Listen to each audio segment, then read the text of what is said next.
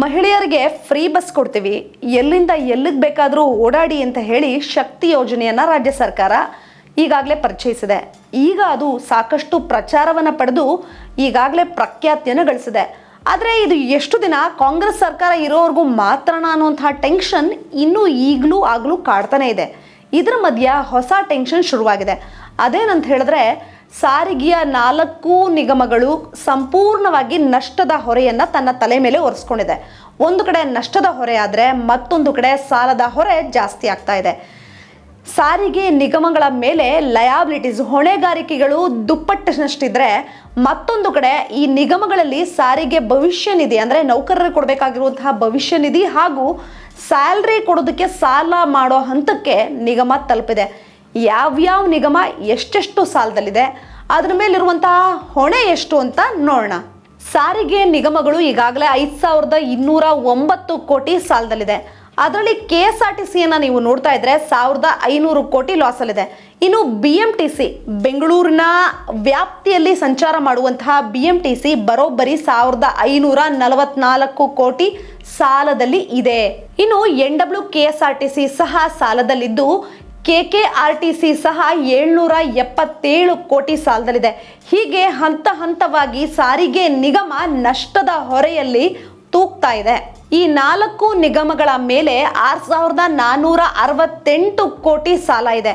ಅಷ್ಟೇ ಅಲ್ಲ, ಭವಿಷ್ಯ ನಿಧಿಗಾಗಿ 2224 ಕೋಟಿ ಬಾಕಿಯನ್ನು ಉಳಿಸ್ಕೊಂಡಿದೆ. ಯಾವರೆಗೂ 2024 ನವೆಂಬರ್ ತಿಂಗಳ ಅಂತ್ಯದವರೆಗೂ.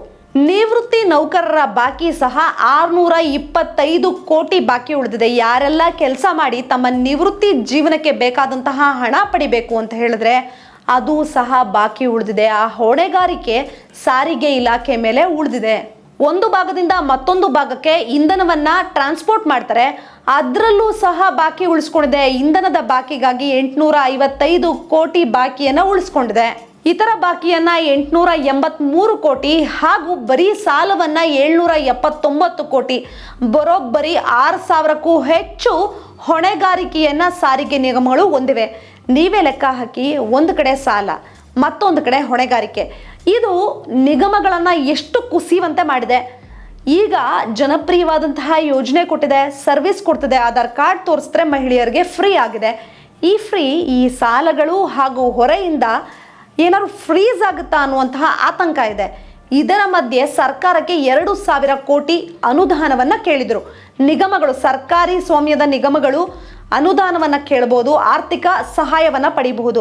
ಆ ಹಂತದಲ್ಲಿ ಸಾಕಷ್ಟು ಲಿಬರ್ಟಿ ಇರುತ್ತೆ. ಆದರೆ ಸರ್ಕಾರ ಆರ್ಥಿಕ ಅನುದಾನವನ್ನು ನೀಡಿದೆ, ಆರ್ಥಿಕ ಸಾಲಕ್ಕೆ ಒಪ್ಪಿಗೆಯನ್ನು ನೀಡಿದೆ. ಹಾಗಾಗಿ ನಿಮ್ಮ ಸಾರಿಗೆ ನಿಗಮಗಳು, ಯಾಕೆ ಅಂದರೆ ಇದು ಸರ್ಕಾರದ್ದು, ಅಂದರೆ ಜನರದ್ದು. ಸರ್ಕಾರದ ಸಾರಿಗೆ ಎಲ್ಲ ನಿಗಮಗಳಿಗೆ 2000 ಹೊಸ ಸಾಲ ತಲೆ ಮೇಲೆ ಬೀಳ್ತಿದೆ. 2000 ರೂಪಾಯಿ ಅಲ್ಲ, 2000 ಕೋಟಿ ಸಾಲ ಬೀಳ್ತಿದೆ. ಕೋಟಿ ಸಾಲ ಮುಂದಿನ ದಿನಗಳಲ್ಲಿ ಸಾರಿಗೆ ನೌಕರರಿಗೆ ಸಂಬಳನೇ ಬರದೇ ಇರೋ ರೀತಿ ಮಾಡುತ್ತಾ, ಇಲ್ಲ ಮಹಿಳೆಯರು ಈಗ ಸಾಕಷ್ಟು ಸ್ವಾವಲಂಬಿಗಳಾಗಿ ಒಂದು ಕಡೆಯಿಂದ ಮತ್ತೊಂದು ಕಡೆ ಉಚಿತವಾಗಿ ಸಂಚಾರ ಮಾಡ್ತಿದ್ದಾರೆ, ಅದಕ್ಕೂ ಬ್ರೇಕ್ ಬೀಳುತ್ತಾ? ಮುಂದಿನ ದಿನಗಳಲ್ಲಿ ಈ ಅಪ್ಡೇಟ್ಗಳನ್ನು ನೋಡಬಹುದಾಗಿದೆ. ಲಕ್ಷಾಂತರ ಜನರು ಕೆಲಸ ಕಳ್ಕೋತಾರ, ಇಲ್ಲ ಮಹಿಳೆಯರು ಫ್ರೀ ಬಸ್ ಕಳ್ಕೋತಾರ, ಇಲ್ಲ ಸಾರಿಗೆ ಇಲಾಖೆ ಬಾಗಿಲು ಮುಚ್ಕೊಳ್ಳುತ್ತಾ, ಸಾಲದ ಹೊರೆ ಹೀಗೆ ಬೆಳ್ಕೊಂಡು ಹೋಗುತ್ತಾ ಅನ್ನೋದನ್ನು ಸಹ ಕಾದು ನೋಡಬೇಕು.